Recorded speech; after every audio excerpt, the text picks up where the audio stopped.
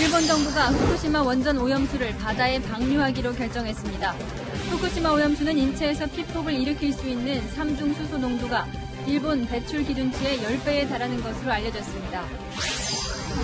우리 정부는 강한 유감을 표명하며 일본 수산물 수입 금지 확대를 포함한 모든 조치를 강구하겠다고 밝혔습니다.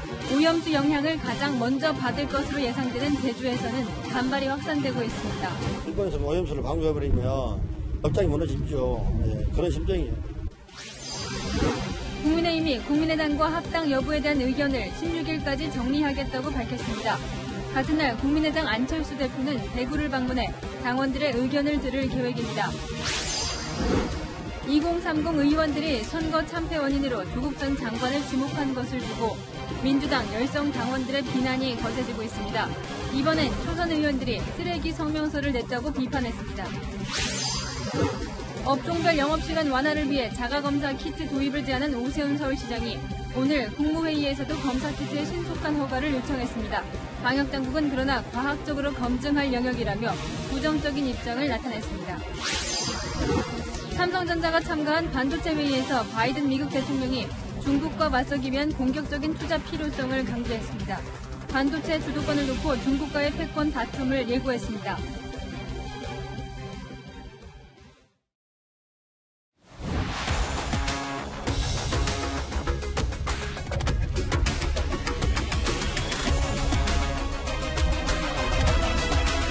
뉴스의 동정민입니다. 동일본 대지진 이후 10년 동안 쌓여온 후쿠시마 원전 오염수를 바다에 내보내겠다. 일본 정부가 우리가 그토록 우려했던 오염수 방류를 오늘 공식 결정했습니다. 한계치인 137만 톤의 오염수를 최대 40년에 걸쳐 흘려보내겠다는 건데 7개월 후면 제주도 앞바다로 흘러들어올 가능성이 큽니다. 일본 정부는 물에 희석시켜서 안전하다고 주장하지만 일본 내부에서도 삼중수소가 정화된다는 보장이 없다며 반발하고 있는데요. 당연히 주변국인 우리나라와 중국도 강력하게 항의하면서 국제 문제로 떠올랐습니다. 도쿄 연결합니다. 김범석 특파원 결국 이 내보내기로 했군요. 그래서 이 방류는 언제부터 시작됩니까? 네, 일본 정부는 오늘 관계 강요회의를 열고 오염수를 바다에 처분한다는 내용의 오염수 처분 기본 방침을 결정했습니다. 오염수를 재처리한 뒤에 바닷물을 부어 방사성 물질의 농도를 희석시켜 2년 뒤에 바다에 방류한다는 내용인데요.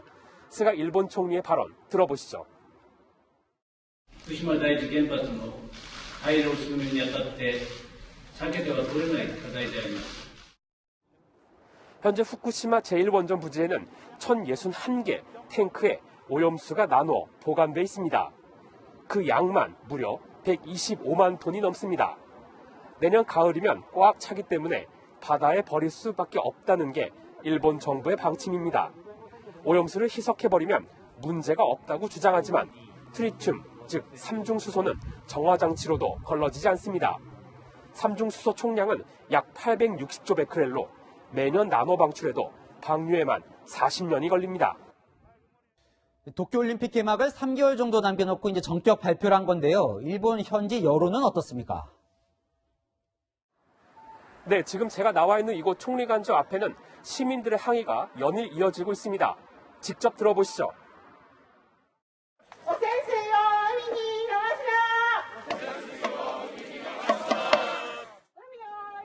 전국 어업협동조합 연합회 측은 어민을 짓밟는 행위라며 규탄 성명을 냈습니다.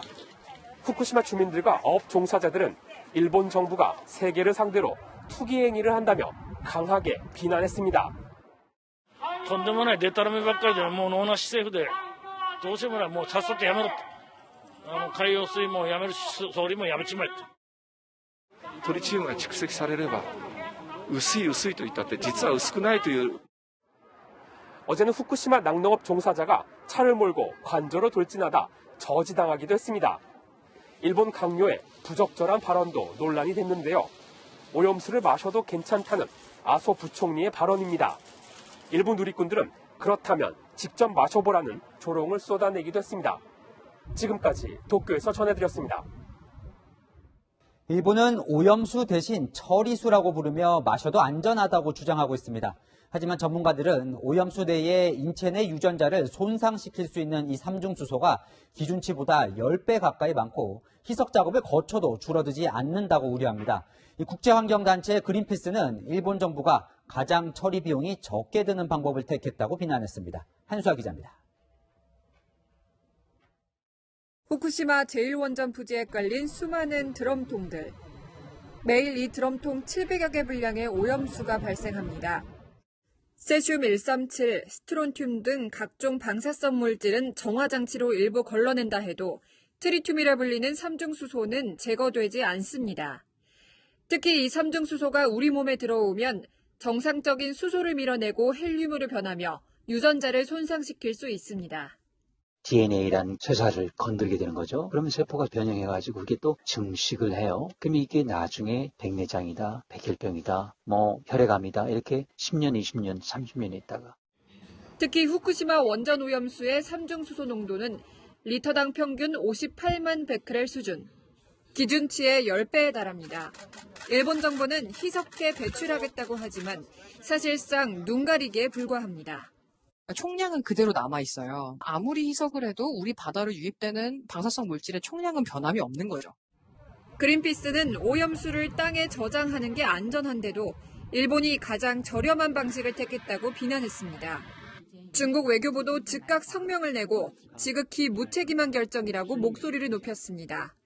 반면 미국은 국제 기준에 맞춰 투명하게 결정했다면서 사실상 일본을 지지했습니다. 블링컨 미 국무장관은 SNS에 원전 오염수가 아닌 원전 처리수라고 밝히며 일본의 결정에 감사한다고 밝혔습니다. 채널A 뉴스 한수아입니다. 우리 국민들은 한 목소리로 불안과 걱정을 호소하고 있습니다. 서울 노량진, 부산 자갈치 수산시장에 나가서 상인들과 소비자들 목소리를 들어봤습니다. 서채리 기자입니다. 수산시장을 찾은 소비자들은 원산지를 더 꼼꼼히 살핍니다.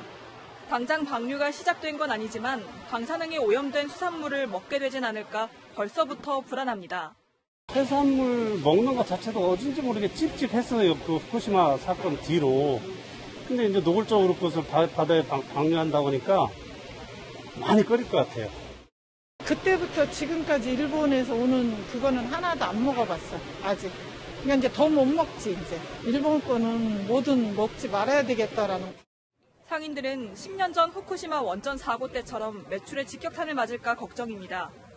바다에 고기가 안 간다면서 왔다 갔다 나야하는데 그게 어디 갔지 않아요. 우리나라도 피해가 많지요. 국내 수산시장에는 후쿠시마 등 방사능 오염 지역의 수산물은 유통되지 않고 나머지 지역 수산물은 방사능 검사를 거쳐 들여오고 있습니다. 그런데도 일본산 해산물에 대한 거부감은 여전합니다. 오염수가 동해안에 방류되면 그쪽에서 나는 생선들이나 우리 국산 저기들도 그런 게 있다고 생각해서 잘 안 드시는 분들도 있고 일본산도 어떻게 같이 써야 되는 입장에서 고민이 많습니다. 힘들고. 올해에만 일본산 수산물을 국내산으로 속여 판매한 사례가 16건 적발되는 등 원산지 둔갑도 끊이지 않습니다.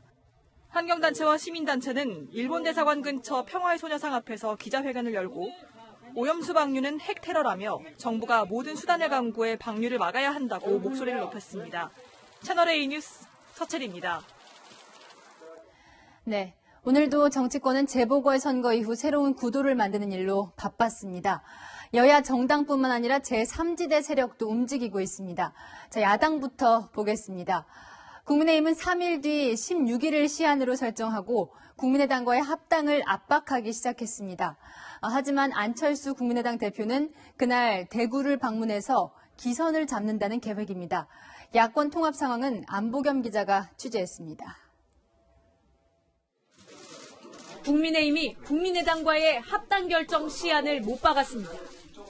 내일 중진 의원 간담회를 거쳐 16일 의원총회에서 합당을 할지 말지를 결정하겠다는 겁니다. 안철수 대표께서 국민의힘은 의사가 정리됐느냐고 반문하셨기 때문에 금요일날 의총에서 합당 문제에 관한 의원님들의 뜻이 정리될 수 있을 것으로 봅니다. 그 전에 국민의당이 합당에 대한 최종 의견을 달라는 이른바 통첩인 셈입니다. 하지만 국민의당은 의견 수렴 절차가 먼저라며 국민의힘 요구에 일단 고개를 돌렸습니다. 다음 주까지 당원들의 뜻을 묻는 그 과정들을 진행을 할 계획이고 지금 현재 하고 있는 중입니다. 야권의 혁신적인 대통합과 그리고 또 정권 교체, 그것의 목표는 저는 동일하다고 생각합니다. 국민의힘 의원총회가 열리는 오는 16일, 안 대표는 보수 지지세가 강한 대구를 방문할 예정입니다. 전국 순회 첫 행선지인데 야권 통합에서 주도권을 지겠다는 의도로 풀이됩니다. 두 당의 셈법이 다른 데다 국민의힘 내부에서도 반발이 나오고 있어 국민의힘과 국민의당 합당은 진통이 예상됩니다. 채널A 뉴스 안보겸입니다. 야권 통합과는 별개로 제3지대도 꿈틀거립니다. 윤석열 전 총장이 함께 할 수 있는 정당을 만들겠다고 선언했죠. 금태섭 전 의원이 김종인 전 위원장을 만납니다. 한편 윤석열 전 총장은 정책 공부를 하고 있다고 알려졌는데 어떤 내용인지 송찬욱 기자가 알아봤습니다. 4.7 재보궐선거 이후 이른바 제3지대 정치권도 다시 움직이기 시작했습니다. 서울시장 보궐선거 야권 후보 단일화에 참여했던 금태섭 전 의원은 신당 창당에 속도를 내고 있습니다. 금 전 의원은 통화에서 기존 정당을 대체할 수 있고 윤석열 전 검찰총장도 함께할 수 있는 정당을 만들겠다고 말했습니다. 금 전 의원은 오는 16일엔 김종인 전 국민의힘 비상대책위원장을 만납니다. 6월로 예상되는 신당 창당에 김 전 위원장의 도움을 요청할 것이란 관측도 나옵니다. 하지만 김 전 위원장은 일단 윤석열 전 검찰총장에 관심이 더 있는 걸로 보입니다. 한번 만나자고 그러면 한번 만나보려고 그래요. 대통령 후보감으로서 적정하다고 판단이 되면은 그때 가서 과연 도와줄 건지 안 도와줄 건지는 내가 판단을 하면 될 거라고 봐요. 이런 가운데 윤 전 총장은 정책 학습을 이어가고 있습니다. 김영석 연세대 명예교수를 시작으로 이철우 연세대 법학전문대학원 교수, 이종찬 전 국가정보원장에 이어 그제는 정순국 중앙승가대 사회복지학과 교수를 만났습니다. 윤 전 총장은 정 교수를 만나 우리 사회의 가장 중요한 현안이 청년 실업이라고 강조한 걸로 알려졌습니다. 또 청년들이 비정규직으로 일하면서 어떻게 연애하고 결혼하고 애를 낳을 수 있겠냐고 말한 걸로 전해졌습니다. 정 교수는 채널A에 윤 전 총장의 정책 학습 의지가 상당했다며 경제부터 시작해서 여러 분야에 걸친 전문가를 만나서 학습할 시간을 갖겠다고 했다고 전했습니다. 채널A 뉴스 송찬욱입니다. 재보궐선거 이후 쇄신하겠다고 약속한 더불어민주당은 당내 분열이 갈수록 드러나고 있죠. 오늘 원내대표 선거 첫 토론회가 열렸는데 조국 사태 등을 놓고 친문과 비문 두 후보의 입장이 확실하게 갈렸습니다. 김철웅 기자가 정리했습니다. 친문 핵심 윤호중 의원과 비주류 86그룹 박완주 의원 2파전으로 치러지게 된 더불어민주당 원내대표 선거. 오늘 첫 토론회에선 강성 지지층을 바라보는 입장부터 엇갈렸습니다. 적극적으로 자기 의사를 표하시고 이것은 어떤 면에서 보면 당내 민주주의 하나입니다. 건전한 토론을 져야 하는 강성당원의 과다한 압박에 대해서 이제 당내에서 토론을 해야 합니다. 조국 사태가 선거 패배의 한 원인이라 보냐는 질문에도 온도차를 보였습니다. 그 사건에 대해서는 저희는 지난해 이 총선을 통해서 충분히 국민들의 평가와 심판을 받았다. 조국 사태 자체를 논하는 것이 마치 금기를 넘는 것처럼 하는 이런 당의 문화는 옳지 않다. 당청 관계에 있어서도 윤 의원은 협력을 강조했지만 박 의원은 당이 주도하겠다고 했습니다. 강력한 당정청 협력 체계를 만들어서 정책 역량을 높여나가겠습니다. 당 주도의 실질적 당정청 관계를 재정립하겠습니다. 검찰 개혁 속도를 놓고도 생각이 달랐습니다. 협의를 통해서 개혁안을 추진해 나갈 계획입니다. 많은 국민들은 왜 또 저러지? 이럴 때는 사실은 속도 조절을 했어야 됩니다. 당초 당 주류인 친문 윤호중 의원이 유력하다는 분석이 많았지만 선거 패배 이후 책임론이 불거지면서 친문 대 비주류 간 팽팽한 대결이 펼쳐지게 됐습니다. 채널A 뉴스 김초롱입니다. 쓰레기 성명서를 냈다. 조국 사태를 반성했던 초선 의원들을 향해 강성 당원들이 배은망덕하다며 이렇게 공개 비판했습니다. 이 재선에 이어 민주당 중진 의원들도 반성문에 결국 조국 이름을 뺐는데요. 이 조국 사태가 다시 당내에서 금기어가 되는 형국입니다.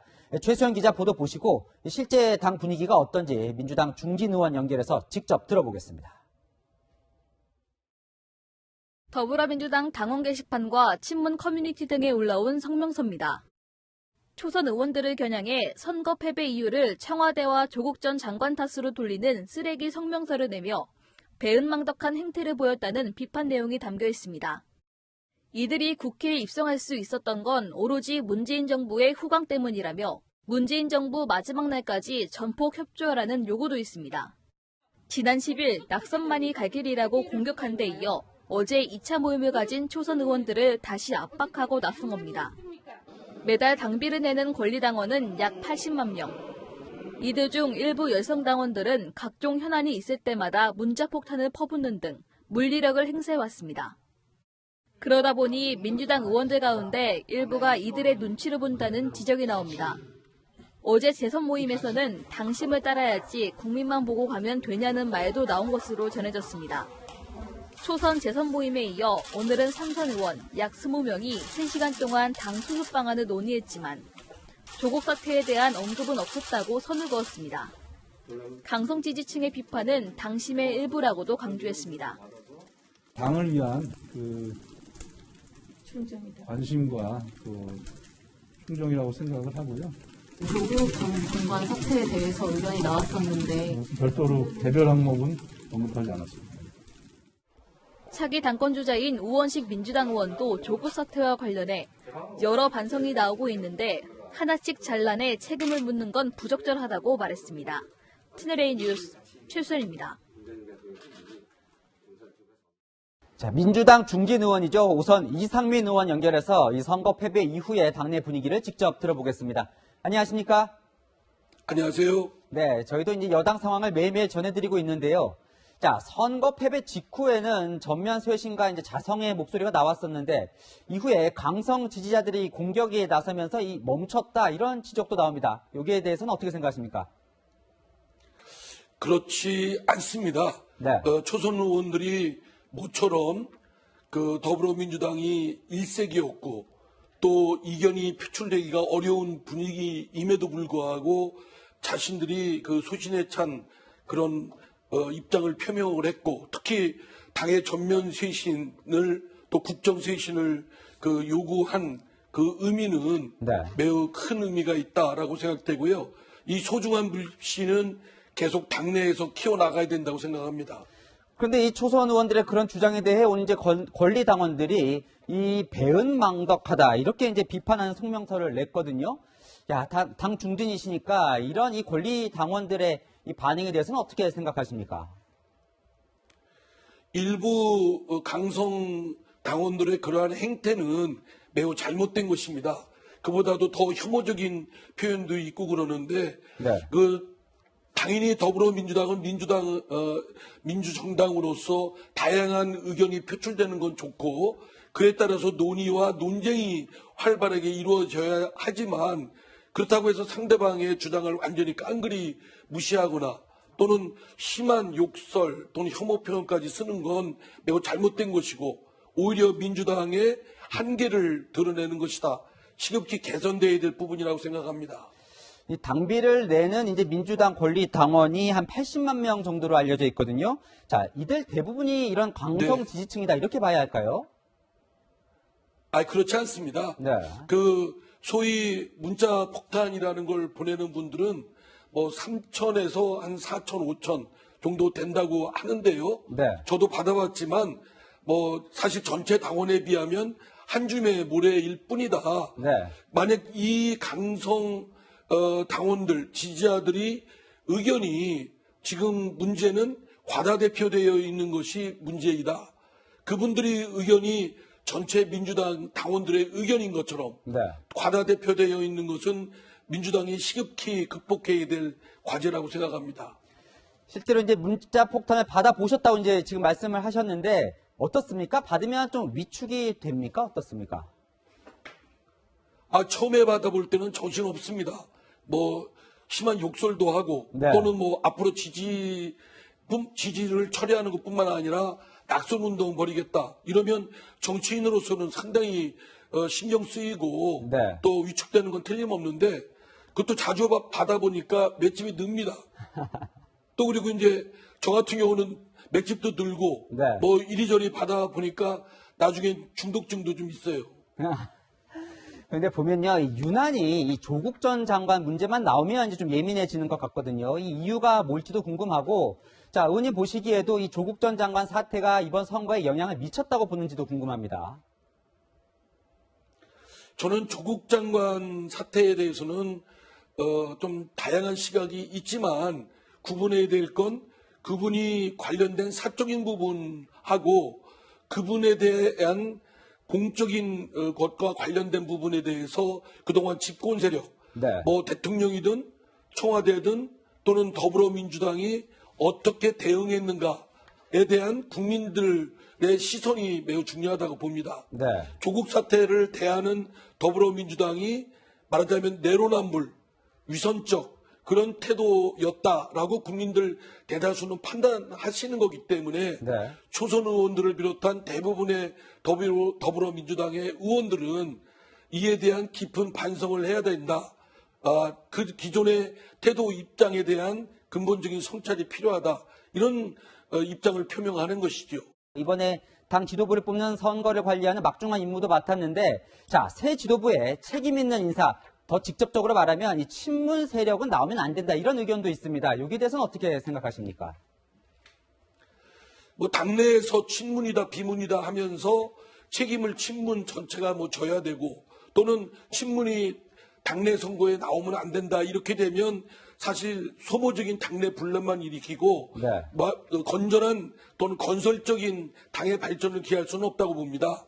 다만 지금 국정을 운영하는 데 있어서 지난 4.7 재보선거에서는 국민들께서 심판을 한 거 아니겠습니까? 네. 잘못한 부분이 분명히 있었기 때문에 그런 결정에 이르게 된 주요 위치에 있었던 분들 그리고 그 영향을 미쳤던 인물들은 이번 당내 새로운 지도부 구성에 있어서는 나서는 것은 적절치 않다.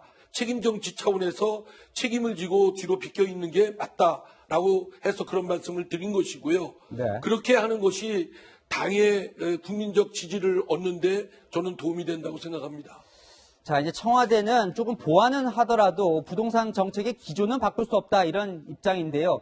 청와대가 반대를 하더라도 뭐 세금 완화나 규제를 푸는 이런 정책 기조가 좀 기조 변화가 좀 필요하다 이렇게 보시나요? 정책 기조 반드시 변화를 해야죠.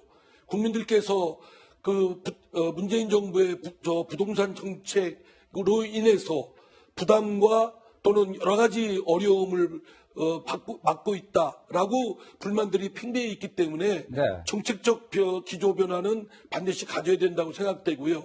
특히 부동산 가격이 급등하면서 재산세가 상당히 부담이 가중되고 있고 더더구나 부동산 가격의 급등으로 인해서 집 없는 분들은 또 집을 매입할 수 있는 진입의 장벽이 높다랗게 세워져 있기 때문에 네. 대출에 대한 부분 정책도 다시 정책의 변화가 검토가 필요하다고 봅니다.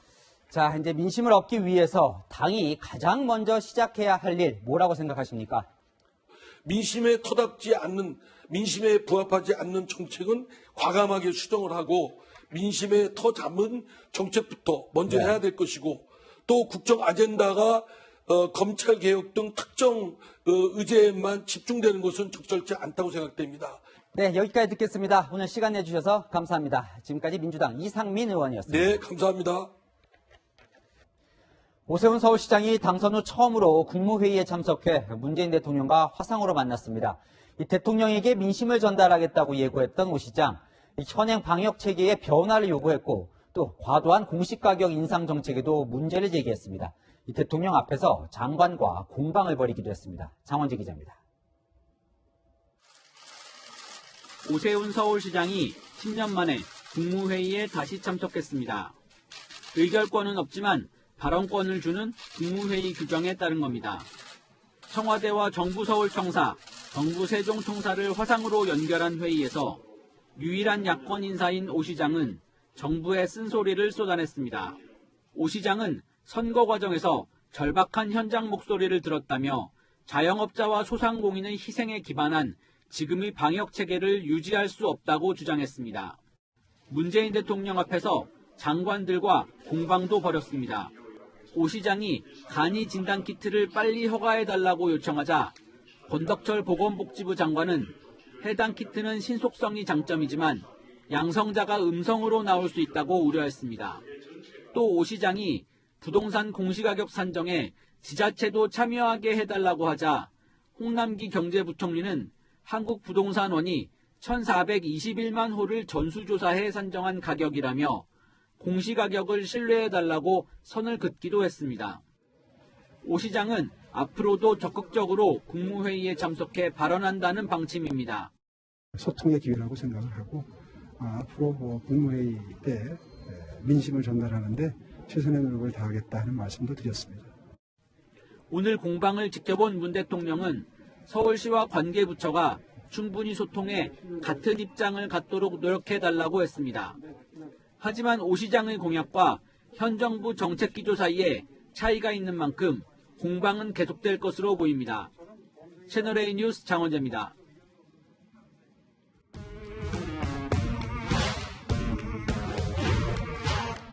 열한야란 정치부 이동훈 기자와 함께합니다. 첫 번째 주제 보여주세요.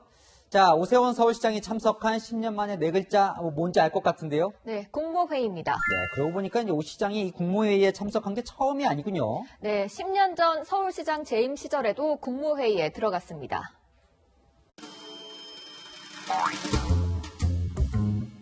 옛날에 10년 전에 그때는 청와대 하고 일을 나가니까 거기 있었겠네.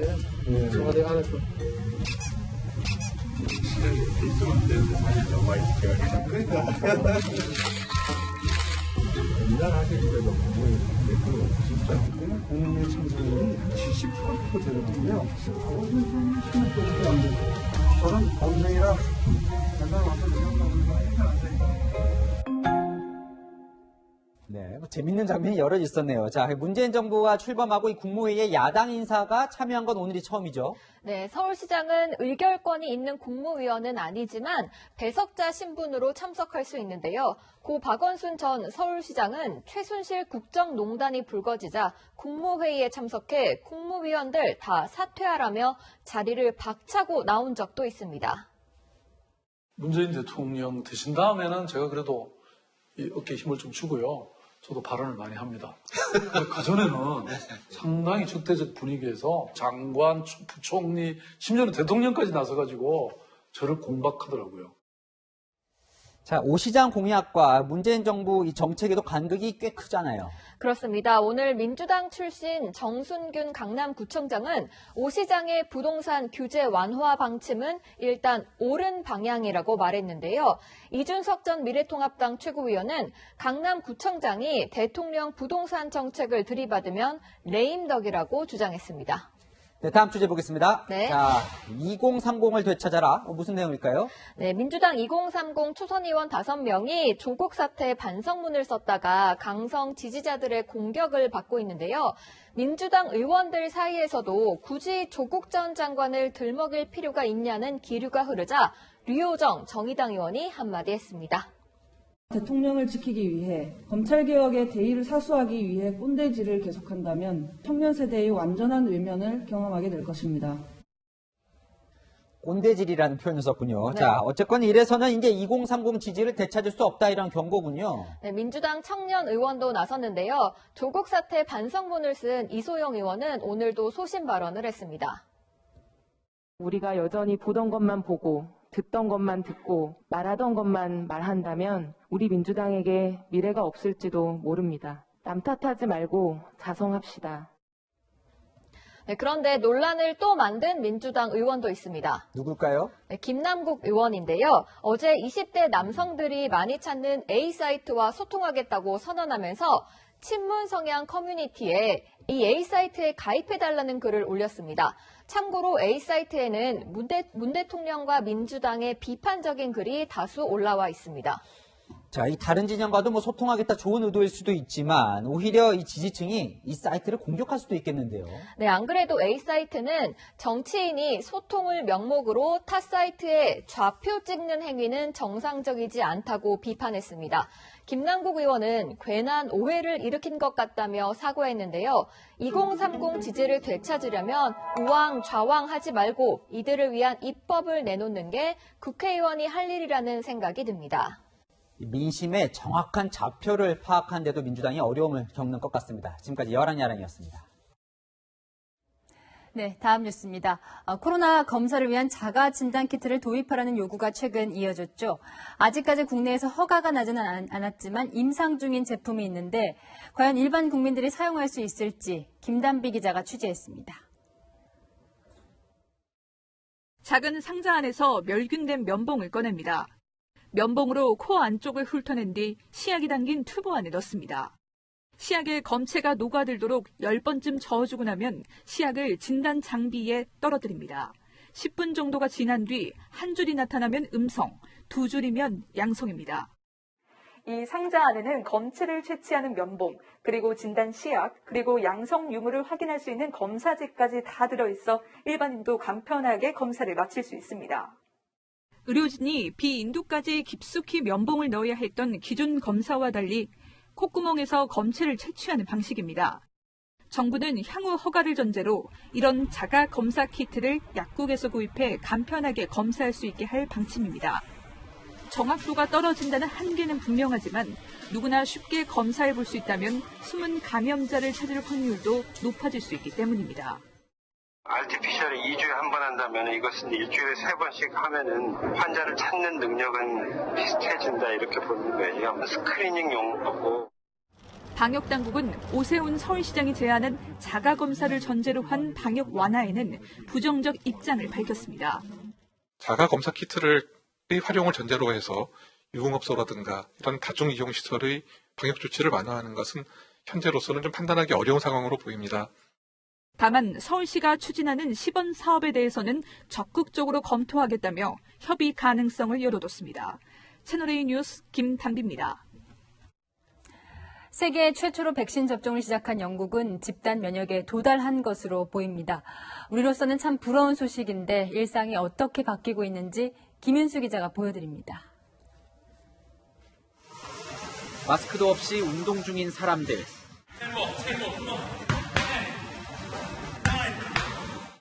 투명 가림막이 세워진 런닝머신 위를 내달리면서 가쁜 숨을 마음껏 내쉽니다. So we're very delighted that we're back open. 쇼핑몰에는 긴 줄이 늘어섰고 야외 좌석이 마련된 식당에도 손님들이 몰려들었습니다. Just feels like being released from a cage, basically.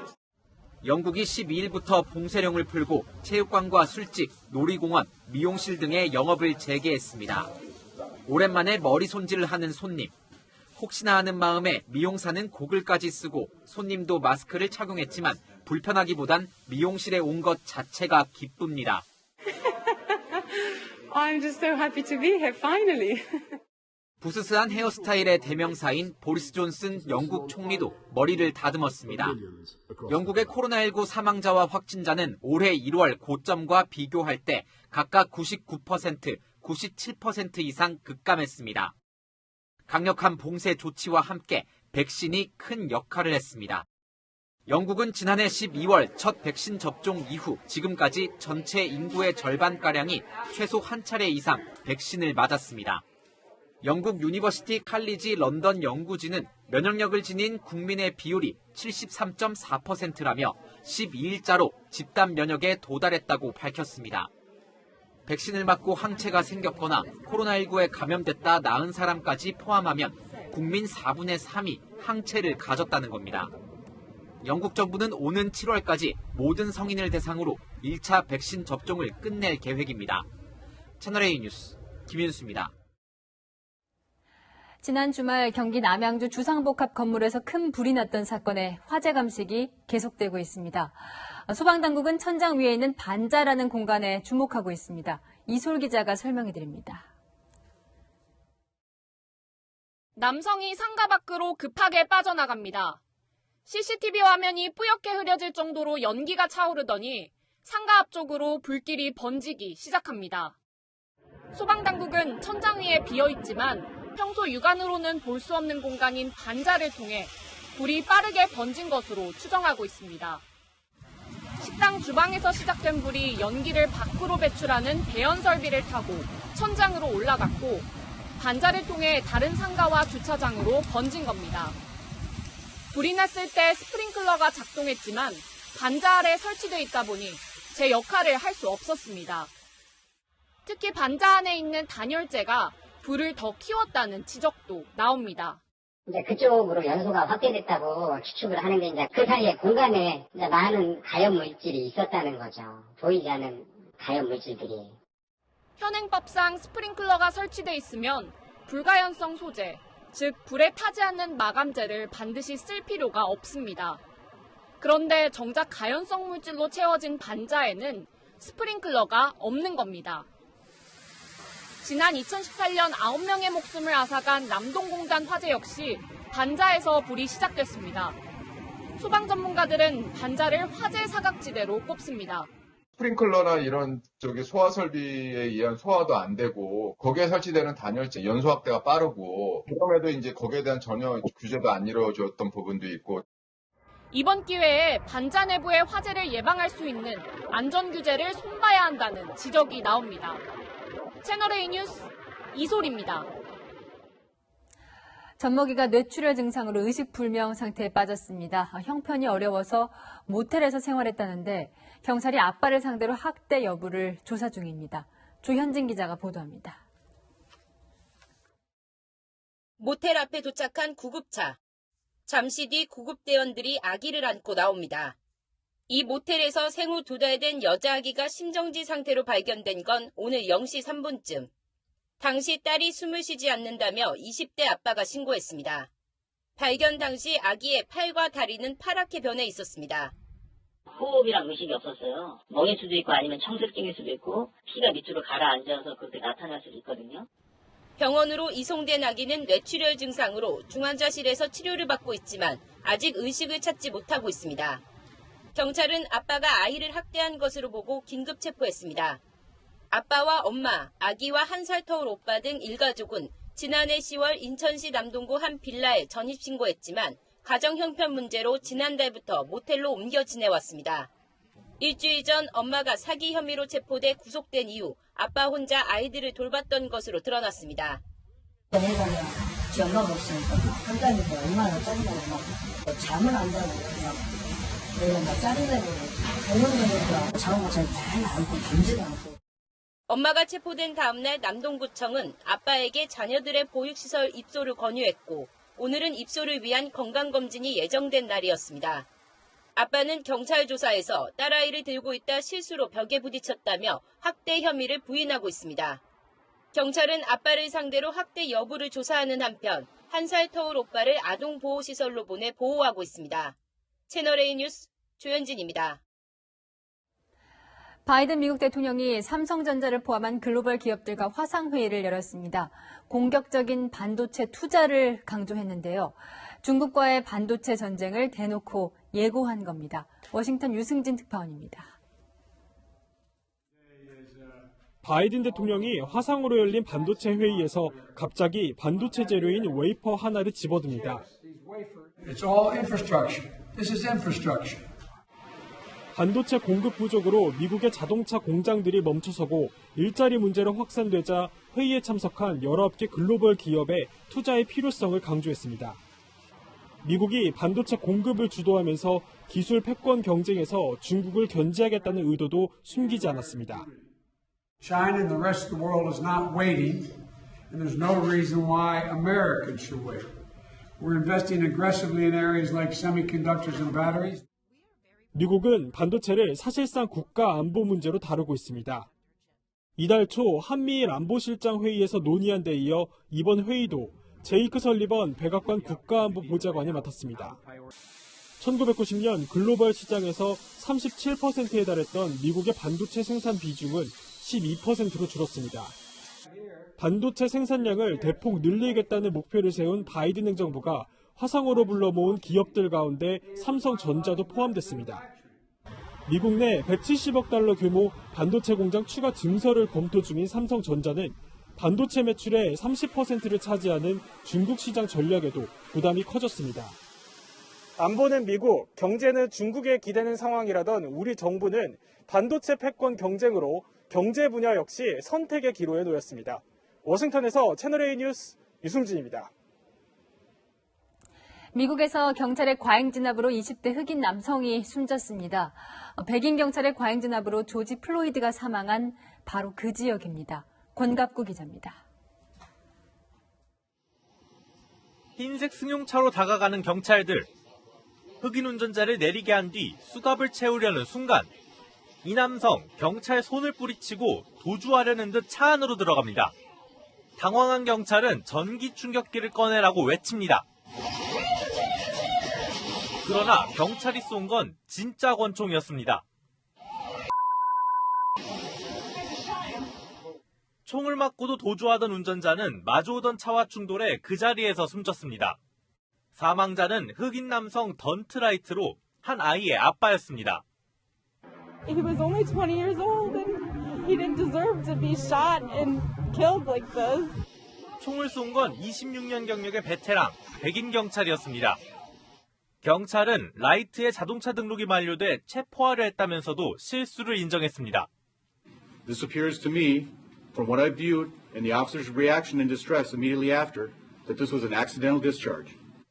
라이트가 총에 맞은 장소는 경찰의 무릎에 목이 눌려 사망한 조지 플로이드 사건이 발생한 지점으로부터 불과 20km 정도 떨어진 곳이었습니다. 100여 명의 시위대가 경찰차에 올라타고 돌을 던지는 등 항의 시위를 벌이자 주 방위군까지 출동했습니다.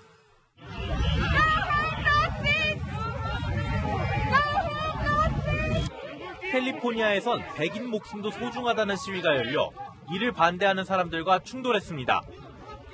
채널A 뉴스 권덕구입니다.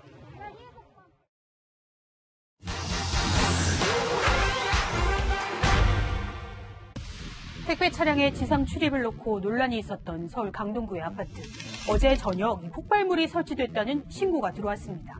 3시간 가까이 수색했지만 이 폭발물은 발견되지 않았고 경찰은 허위 신고 가능성을 열어두고 신고자를 추적 중인데요. 어제 수원에선 스포츠센터 폭발물 설치했다는 허위 신고한 20대가 체포되기로 했습니다. 허위 신고를 해도 처벌은 벌금형에 그친다는 이야기가 있는데 알아봅니다. 112에 걸려온 실제 신고 음성입니다. 지하 폭탄을 틀어놓는 용기가 발생하고 있습니다. 어떤 폭탄을 설치하셨다는 거죠? 복제 폭탄입니다. 폭탄 설치를 포함해 해마다 발생하는 허위 신고 4,500건이 넘는데요. 경범죄 처벌법상 60만 원 이하 벌금을 물 수 있고 사안에 따라서는 위계에 의한 공무집행방해로 5년 이하 징역이나 1,000만 원 이하 벌금형도 받을 수 있는데요. 경찰청 통계를 보면 허위 신고로 벌금 등 경범 처벌만 받은 비율 75%입니다. 하지만 최근엔 구속수사나 실형 선고도 잇따릅니다. 지난해 11월 30대 남성이 서울 강남의 아침타워에 폭발물을 설치했다며 허위 신고했는데요. 경찰관, 특공대, 소방, 군까지 투입됐고 4,000명의 시민이 대피했죠. 이달 초 법원은 공무방해의 정도가 중하다며 징역 1년에 실형을 선고했습니다.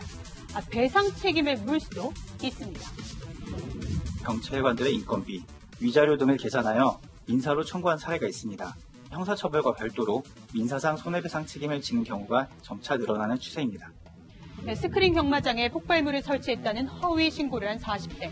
손해배상 소송에서 법원은 수색 검거에 투입된 경찰관 40명의 정신적 고통을 인정해 한 명당 10만 원에서 30만 원씩 총 660만 원 배상하라 판결했습니다. 이 밖에도 궁금한 점은 팩트맨 만문이 바랍니다. 네. 이번 주 토요일부터 전국 도심에서 운전할 때 시속 50km 반드시 기억하셔야겠습니다. 제한 속도가 지금부터 시속 10km 내려갑니다. 홍유라 기자입니다. 알고 계셨어요? 몰랐어요. 그러면 차가 많이 막힐 것 같은데 많이 불편할 것 같아요. 이번 주 토요일부터 도심 일반 도로의 차량 제한 속도는 시속 50km, 이면도로는 30km로 낮아집니다. 속도를 줄인다고 주행 시간이 많이 걸리진 않습니다. 약 13.38km 거리를 50km 속도로 운전해보니 시속 60km로 운전할 때와 비교해 평균 2분밖에 차이가 나지 않았습니다. 보행자 충돌 실험에선 확연히 차이가 나는데 차량과 보행자가 충돌을 했을 때 그 충격량이 감소를 해서 보행자들에게 좀 더 안전한 그런 환경을 만들어줄 수가 있습니다. 속도를 줄이니 중상 가능성이 20%포인트 낮아졌습니다. 정부에선 대국민 홍보에 나섰습니다. 자동차 중심에서 보행자 최우선으로 존중받을 수 있도록 안전속도 5030 정책이 교통안전 백신이 될 것을 확신합니다. 경찰은 제한속도 하향 뒤 석 달의 유예기간을 거친 후 위반 운전자의 과태료를 부과할 계획입니다. 채널A 뉴스 홍유라입니다. 국내에서도 편의점을 시작으로 가상화폐로 물건을 살 수 있게 됐습니다. 가상화폐가 현금을 대체한 생활을 김유빈 기자가 체험해봤습니다. 편의점에서 이것저것 물건을 고르고 계산대에 갑니다.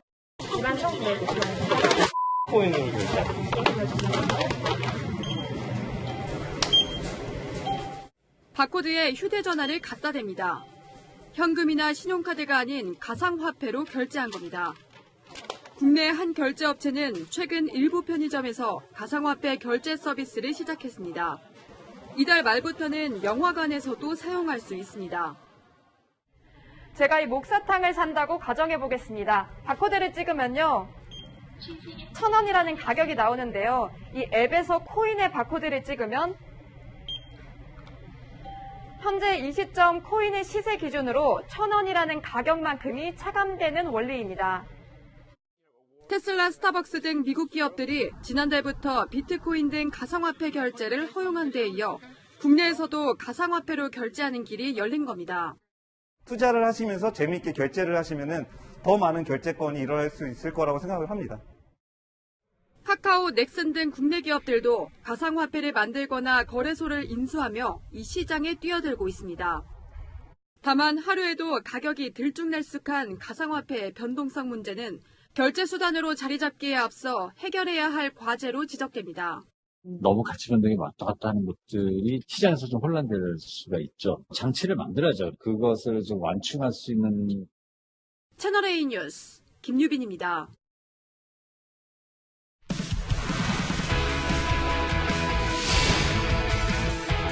안녕하세요. 스포츠 뉴스입니다. 올 시즌 프로야구 팀 홈런 1, 2위를 달리는 NC와 SSG가 맞붙었습니다. 그것도 홈런이 많이 나오기로 유명한 인천에서인데요. 현장으로 가보겠습니다. 강병규 기자. 네, 홈런 공정이라고 불리는 인천입니다. 현재 5회가 진행 중인데 NC가 SSG에 2대 0으로 앞서고 있습니다. 1회부터 시원한 홈런이 나왔습니다. NC 나성범이 125m짜리 투런을 쳐냈습니다. 두 팀이 KBO 홈런 순위 1, 2위 팀인 만큼 오늘 얼마나 더 담장을 넘길지 주목됩니다. 이곳 SSG 랜더스 필드는 담장 위 철조망이 없고 좌우 펜스 거리가 95m로 짧은 만큼 홈런이 많이 나옵니다. 올 시즌 두 팀은 홈런 판도를 이끌고 있습니다. 1위에서 3위까지 모두 양팀 소속 선수들입니다. 특히 원정에서 강했던 NC 알테어와 홈에서 더 매운맛을 보여준 SSG 최정 사이의 맞대결이 주목됩니다. See what happens. Hopefully I can get a couple more this year. I'll see. 저도 잘하면 좋고 알테어 선수는 오늘 좀 못했으면. NC 구단주 택진이 형, SSG 구단주 용진이 형의 자존심을 건 맞대결인 만큼 막판까지 팽팽한 승부가 예상됩니다. 지금까지 인천에서 채널A 뉴스 강병규입니다. 학교폭력 피해자를 고소할 예정이라던 이재영, 이다영 자매가 이제는 예전에 썼던 자필 반성문도 원래 의도와 달랐다고 주장하고 나섰습니다. 염정원 기자입니다. 2달 전 학교폭력 논란이 일파만파할 당시 이재영과 이다영은 자필 사과문을 올렸습니다. 두 선수의 SNS 계정이 삭제돼 반성문까지 사라지면서 진정성 논란까지 일었습니다. 그러자 이번엔 반성문의 작성 경위를 털어놨습니다. 피해자를 고소하겠다며 반격에 나선 데 이어 다시 한번 억울함을 호소한 겁니다. 이재영, 이다영 측은 채널A와의 통화에서 먼저 잘못을 인정하는 사과문을 올리고 이후 직접 만나 사과하면 용서하겠다는 게 피해자 측의 요구였다고 주장했습니다. 피해자의 주장엔 사실이 아닌 부분이 많아 법적 대응도 고려했지만 시즌 중이라 팀과 동료에게 피해가 갈까봐 반성문을 올렸다는 겁니다. 하지만 반성문을 올리자 피해자는 신상이 노출돼 무섭다며 연락과 만남을 거부한 뒤 추가 폭로를 했다고 주장했습니다. 사실관계를 바로잡기 위해 피해자 고소 예정에는 변함이 없다고 됐습니다. 하지만 체육시민연대는 2차 가해라며 성명서를 냈습니다. 배구 팬들의 반응도 싸늘한 상황이라 이런 강경 대응이 어떤 결과로 이어질지 주목됩니다. 채널A 뉴스 염정원입니다. 봄의 절기가 5차례나 지났지만 때늦은 꽃샘추위가 심술입니다. 오늘 밤 경기 북부와 강원 영서, 충청과 전북, 또 경북 일부 지역에는 한파주의보가 발효될 텐데요. 4월 중순에 한파특보가 내려진 건 올해가 처음입니다. 내일 아침 기온을 살펴보면 서울이 3도, 홍성은 2도, 대전은 4도로 오늘보다 10도가량이나 뚝 떨어지겠습니다. 또 노란색과 붉은색으로 표시된 지역에는 서리가 내릴 가능성이 높은데요. 요즘은 과수 개화기이기 때문에 농작물 냉해 피해가 더욱더 우려됩니다. 한파 피해 없도록 미리 대비해 주시기 바랍니다. 내일 아침까지 동해안 지역에는 빗방울이 떨어지겠고요. 그 밖의 지역은 대체로 맑겠습니다. 강원 산지와 서해안 또 제주에서는 바람이 강하게 불겠습니다. 꽃샘추위는 모레 아침까지 계속되고요. 이후 기온은 차츰 오르겠습니다. 금요일에는 수도권과 영서에 비가 내릴 전망입니다. 날씨였습니다. 오늘 뉴스는 여기까지입니다. 내일도 뉴스에입니다.